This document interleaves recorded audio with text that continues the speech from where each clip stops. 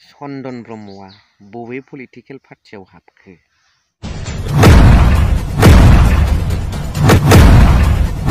बेनि आपडेट्सखौ आङो नोंथांमोनजों सावरायनो थांगासिनो। भिडिअ क्लिप्स होयै होयै ससे जों सावरायलांसै। अन्नानै नोंथांमोना भिडिअआव टाच थाबाय थाबानो जाबाय।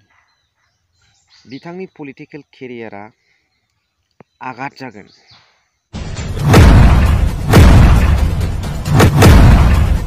जुदि BPF नागारनानै गुबुन दोलोआव हाबोब्ला बिथांखौ गोबां खावलायदोंमोन, नाथाय BPFनि दैदेनगिरिफोरनि खावलायनायखौ बिथाङा हेव खालामदों।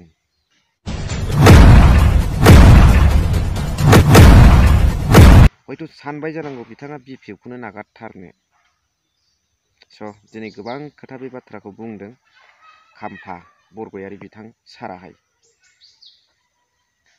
हेल' everyone, once again welcome back to the channel. दिनैनि गोदान भिडिअ नोंथांमोन बयखौबो गोसो गोथारै बरायजों लोगोसे आसा खालामो इसोरनि अननायाव नोंथांमोन बयबो मोजां दं।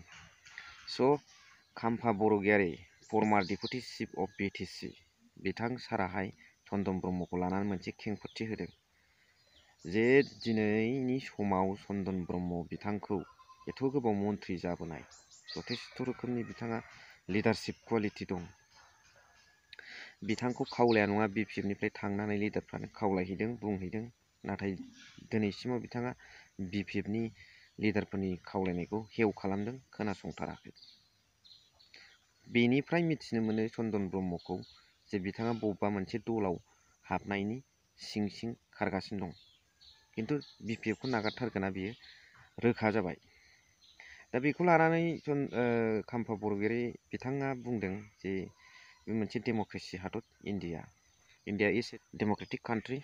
बेवहाय बयहाबो मोनफा पलिटिकेल पार्टिखौ चुज खालामनायनि, थांनाय फैनायनि फ्रिदम दङ, राइट्स दङ।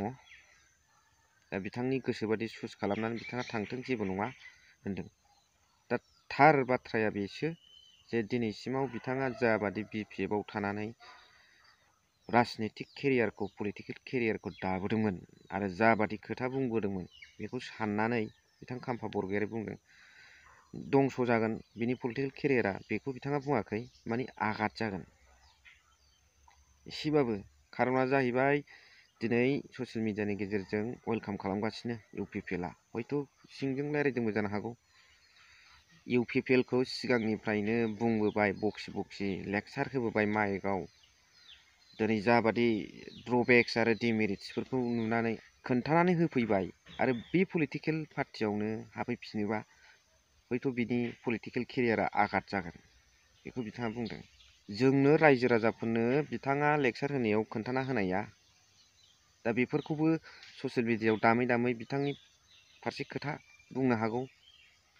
जायफोर गेना गोरोन्थिफोरखौ, ड्रबेक्सफोरखौहाय UPPLआ मावबोदों, बेखौथ' बिथाङाबो बुंबोदों। दा बे लाइनजों जुदि बुंनो थाङोब्ला निस्सय नंगौ बिथांनि पलिटिकेल केरियारा आघात जागोन।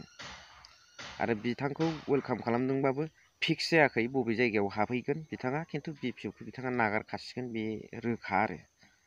दा मावहैथों, जेरावखि जेखि थाङा, जेखि पलिटिकेल पार्टियाव थाया मानो, ओनसोलनि बर' हारिनि मोजां खामानि, रायजो राजाफोरनि जेखि जाथि जनगोष्ठी थाया मानो, हारिनि सार्थकखौ गारनाङा, ओनसोलनि रायजो राजाफोरनि मावब्लानो जाबाय। भिडिअखौ बारा गोबाव खालामला, नैबे भिडिअ क्लिप्सखौ नोंथांमोना नायलांबानो जाबाय। केरियारा आघात जागोन, आं जोबगोन होननानै बुङा, आघात जागोन। सासे 15 बोसोर मन्थ्रि जाबोनाया बिसिनि सुखु दुखुखौ दिनै नायनांगौना नायनाङा? बिथाङा जुदि दोरोदनानै थाङो, गुबुन दलाव जुदि थाङो, अब्ला रायजो राजाया बेखौ बोरै समर्थन खालामनांगौ? खालामनाय नङा। आरो बे जि दोलावहाय थांगोन, बे दोलनि रायजो राजाया बा नेताफ्रा बिनि थाखाय बिराद गोदान। जों बिथाङा जुजिना फैनाय, रायबोनाय, बायदिसिना बुंबोनाय, बेखौ थांब्ला मालाय मा रोखोम अनार होनो, मा रोखोम जायगा होनो? आं सानो जे बियो जुदि BPF नागारनानै थाङो, बिनि पलिटिकेल केरियारा आघात जागोन। आं जोबगोन होननानै बुङा, आघात जागोन।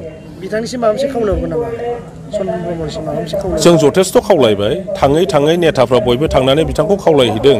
खिन्थु बिथाङा खोनासङाखै मा जादों रावबो मिथिजोबा बिथाङा हयथ' बिपिएफखौ गारनानै दस्रायाव थांनोनो सिन्था खालामथारबाय गतिके बेहाय बेयो जाहैबाय डेम'क्रेटिक कान्ट्रि आरो डिसिसन जानाय डेम'क्रेटिकेलि बयबो इन्डिभिजुवेला गावनि डिसिसन मथे थांनो हायो गतिके बेहाय जोङो इन्टारफेयार खालामनाय नङा जइन जादों बिपिएफखौ मोजां मोनदों दिनै बयबो बुजिनो हादों कि इउपिपिएल दारै बाहाय जेबो जाला इउपिपिएलआ धंस' खालामबाय गतिके इउपिपिएलआव थानानै खुनु खामानि जाला आरो बेलेग दलावबो थानानै खामानि जाया बिटिसिआव सान्थि लाबोगोनब्ला बिटिसिआव खौसेथि लाबोगोनबा बिटिसिआव जौगानाय लाबोगोनबा खालि बिपिएफ दल आरो हाग्रामा महिलारिनि दैदेननायाव जागोन बे खोथाखौ बयबो रायजो राजाया दिनै उपलब्धि खालामदों बुजिनो हादों बेखायनो बिपिएफ दलाव प्रत्येक दलनिफ्राय हाजार हाजार मानसिया जगदान जाबाय एसेखिनियावनो दोनथ'बाय रोजा रोजा साबायखर थेंक इउ भेरि माच फर वाचिं लाभ इउ